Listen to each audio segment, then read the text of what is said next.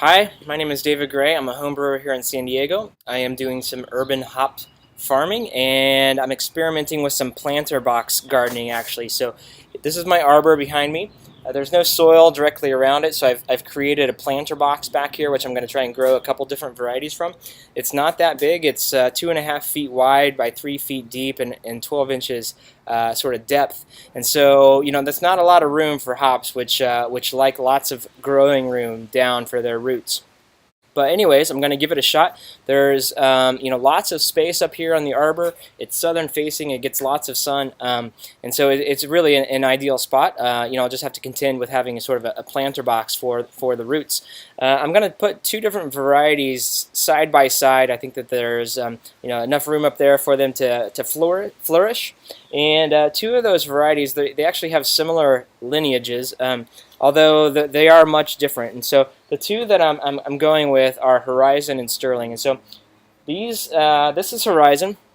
And so this was, I ordered a crown, full plant several weeks back, and actually put it in this potter just to kind of get it going.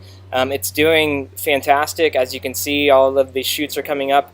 I'm measuring the height that they're growing daily, and it's in inches right now. That will continue to expand and increase over time.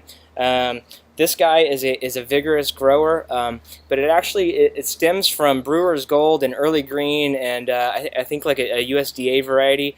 In the end, it has very high alpha, 10 to 16%. It actually has really high oils, farnesene and myrcene. It has a really strong floral bouquet with some citrus notes to it. It's a vigorous grower, and I'm expecting a lot out of this one plant. I think it's just going to take off.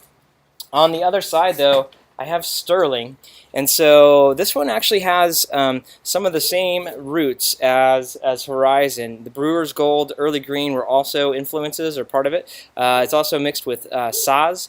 Those were crossed along with a few others, but in the end, it has a much lower alpha content. I think around 5 to 9.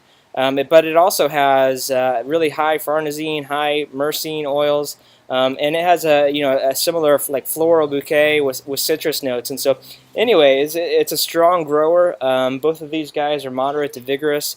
Horizon is actually susceptible to downy mildew, which I have a problem with here in the coast of California, or at least in my yard, and Sterling does not. So we're going to put those suckers side by side and see what happens. I'm going to be running some lines using Sisal rope or whatever, and so what I'm going to actually do is run them from the planter box up to the arbor, and then I think I'm going to, instead of just kind of letting them have their way, they love to train and sort of follow and climb, and so what I'm going to do is actually take that Sisal rope and kind of zigzag it across the top there, so that they can continue if they want to. It's an experiment. I'll see if they actually follow it, but my hunch is that they will. And so anyways, I'm going to go and install that stuff now.